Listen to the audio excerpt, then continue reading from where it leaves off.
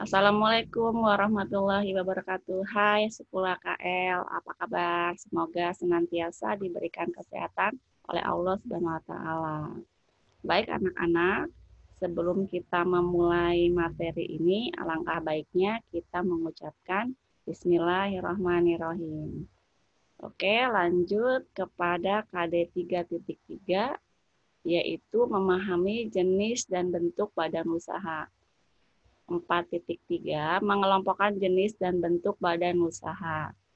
Tujuan pembelajaran ini adalah agar peserta didik mampu menjelaskan tentang BUMN dan BUMD serta peranannya dalam perekonomian. Peserta didik mampu menjelaskan badan usaha milik swasta dan peranannya dalam perekonomian. Selanjutnya, apa itu BUMN? Ada yang tahu tidak? Atau pernah melihat di sekitar jalan atau di televisi? Sebenarnya BUMN ini sering kalian temui di jalan, yaitu seperti di Pertamina ya, atau pom bensin. Itu merupakan salah satu contoh BUMN. Pengertiannya adalah badan usaha yang modalnya dimiliki oleh negara atau pemerintah pusat dan bertujuan melayani masyarakat atau mencari keuntungan. Dan status pegawainya tentunya adalah karyawan BUMN ya, bukan pegawai negeri. Lalu peran BUMN adalah menyerap tenaga kerja, menghasilkan sejumlah keuntungan seperti dana pembangunan jalan, menghasilkan barang dan jasa sehingga pendapatan nasional meningkat dan mampu menyetor pajak ke kas negara. Banyak sekali dan pentingnya peran BUMN dalam masyarakat dan negara. Lalu ini dia ada 4 fungsi BUMN. Yang pertama, penyedia barang dan jasa. Kedua, penyedia layanan memenuhi kebutuhan masyarakat. Ketiga, pengelola cabang produksi sumber daya kekayaan alam. Dan yang keempat, tentunya sebagai alat pemerintah dalam menata kebijakan perekonomian. Ini dia anak-anak bentuk dari BUMN. Ada Perjan nih, Perjan itu seperti perusahaan kereta api. Ada Perum, perusahaan umum, contohnya Pegadaian. Dan ada Persero, perusahaan terbatas negara, contohnya PT Pelabuhan Indonesia. Dan kita lanjut kepada badan usaha milik daerah. Ialah semua badan usaha milik pemerintah daerah yang pengelolaan dan pembinaannya berada di bawah pemerintah daerah. Dengan ciri sebagai berikut: memegang hak atas segala kekayaan dan usaha. Sebagai pemegang saham, melayani kepentingan umum, sebagai stabilisator perekonomian, dan sebagai pemasukan negara. Sebelah bawah ini adalah contoh dari BUMD. Ada Bank DKI, Bank Sumut, Bank Riau, Bank Papua, dan yang lainnya. Kita lanjut ya. Ada kelebihan dan kekurangan dari BUMD. Sebelah kiri Ibu adalah kelebihannya, di mana inti dari kelebihannya ini adalah masyarakat dapat membeli produk dari BUMD dengan harga yang murah karena modalnya itu berasal dari negara. Sebelah kiri ini adalah kekurangan BUMD. Intinya adalah kalau membuat BUMD itu agak sulit karena peraturannya sudah ditetapkan dan orang-orang atau sumber daya manusianya dalam mengelola BUMN sangat minim sehingga kurang berkualitas. Ini dia fungsi BUMD dan peran BUMD, bisa kalian lihat. Fungsi ini ada di dalam suatu perusahaan BUMD. Misalkan sebagai pelaksana kebijakan pemerintah dalam bidang ekonomi dan pembangunan, sebagai penghasil kas pendapatan daerah dan penyusun kebijakan teknis administratif dalam bidang investasi dan pemberdayaan BUMD. Sementara peran BUMD adalah mewujudkan perkembangan industri kreatif di daerah, mewujudkan kestabilan ekonomi, dan memenuhi kebutuhan barang dan jasa dalam melaksanakan kegiatan usaha. Salah satu contoh BUMD yang sering kita konsumsi adalah PDAM, yaitu perusahaan air minum. Dan ini adalah BUMS, badan usaha milik swasta. Tentunya badan usahanya yang modal dan pengelolaannya dikelola oleh swasta. Cirinya ada pemiliknya bisa pribadi atau kelompok. Tentunya kalau punya usaha yaitu mencari keuntungan. Dan manajemen ini tergantung pada bentuk usahanya. Misalkan bentuk air minum, bentuk jasa, dan yang lain. Dan tentunya kalau kita membuka BUMS itu dapat membuka lapangan pekerjaan dan terdapat pemasukan negara melalui pembayaran pajak.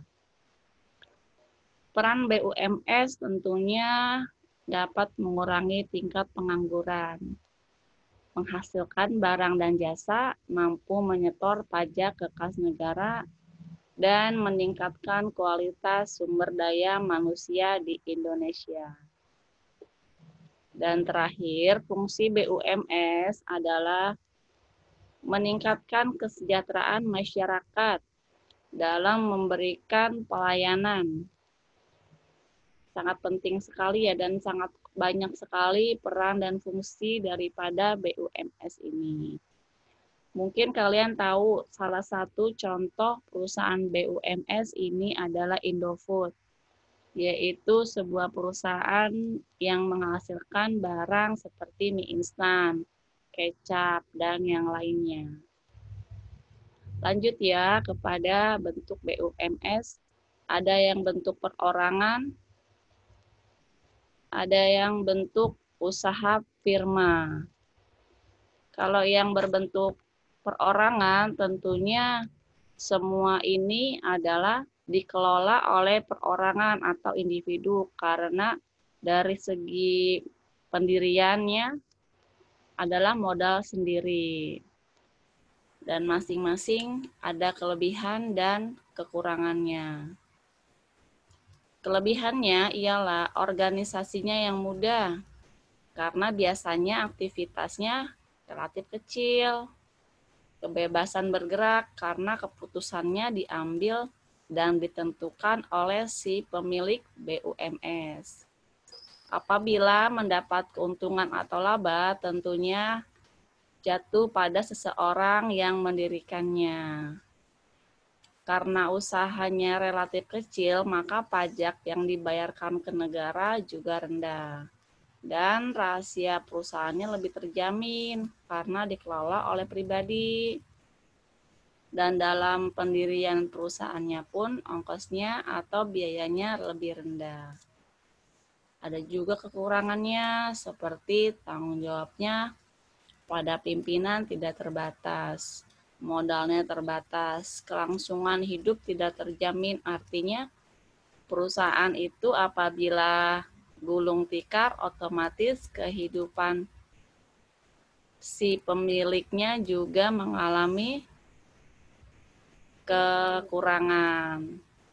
Dan yang paling penting adalah dalam pendirian BUMS ini adalah skill pimpinan harus lebih baik agar perusahaannya mudah untuk berkembang. Badan usaha firma. Badan usaha firma ini persekutuan dua orang atau lebih yang mendirikan menjalankan suatu perusahaan di bawah nama bersama. Artinya antara satu atau dua orang lebih bekerja sama untuk mendirikan sebuah usaha. Kelebihannya ini tentunya dapat memperluas usaha dan keputusannya diambil bersama. Dan pendirian usahanya mudah. Lalu kekurangannya adalah tanggung jawab pemilik tidak terbatas. Usaha dipengaruhi oleh satu orang dan kerugian ditanggung bersama. Ini adalah salah satu contoh dari badan usaha firma, yaitu perusahaan bangunan atau perumahan, ya nak. Selanjutnya ada badan usaha persekutuan komanditir atau CV. Tentunya perusahaan ini didirikan oleh 2 orang atau lebih, di mana ada 2 sekutu, artinya ada 2 pihak, yaitu pihak yang aktif yang memimpin perusahaan dan yang pasif yang menanamkan modal namun tidak ikut dalam operasional perusahaan. Contoh daripada badan usaha persekutuan komanditer atau CV adalah CV Makmur Jaya yang mengelola perumahan. Ada lagi badan usaha perseroan terbatas atau PT, ini banyak sekali dan tersebar di seluruh Indonesia. Mungkin kalian lebih tahu dan lebih hafal apa itu PT, yang merupakan perusahaan besar, karyawannya banyak. Terus terdapat manajemen dari mulai direktur sampai dengan karyawannya. Perusahaan PT ini juga memiliki kelebihan dan kelemahan. Kelebihannya itu pemegang saham mempunyai tanggung jawab terbatas. Kelangsungan perusahaan terjamin, mudah menjual saham, dan apabila manajemennya kurang baik dapat diganti. Sementara kelemahannya, si perusahaan dan karyawan dan barang atau jasanya dikenakan pajak. Dalam mendirikan perusahaan agak sulit karena banyak surat-surat yang harus diurus. Dan tentunya pada saat pendirian perusahaan memerlukan modal yang sangat besar. Dan selanjutnya bentuk badan usaha koperasi. Ialah organisasi bisnis yang memiliki dan dioperasikan oleh orang-orang demi kepentingan bersama. Contohnya ada Kementerian Koperasi dan Usaha Kecil dan Menengah Republik Indonesia di HR Rasuna Said. Mungkin kalian tahu bahwa di sekolah pun ada namanya koperasi yang menyediakan kebutuhan sekolah ataupun makanan dan minuman. Itu bisa dijadikan contoh koperasi. Ada juga koperasi di lingkungan perusahaan yang menyediakan kebutuhan si anggota perusahaannya. Lalu terakhir ada yayasan. Sudah pernah dengar kata yayasan dan mungkin sudah tidak asing lagi di kalian. Pengertiannya ialah suatu badan usaha tetapi tidak merupakan perusahaan dan tidak mencari keuntungan karena badan usaha ini untuk sosial dan berbadan hukum. Bisa dilihat contoh dari yayasan adalah sebuah sekolah. Untuk pertemuan kali ini di KD 3.3 pada mapel akuntansi dasar, Ibu rasa sudah cukup. Semoga apa yang sudah Ibu sampaikan dapat bermanfaat untuk kalian di kemudian hari. Ibu akhiri dan kita ucapkan alhamdulillahirrabbilalamin. Wabillahi taufiq wal hidayah. Wassalamualaikum warahmatullahi wabarakatuh. Dah.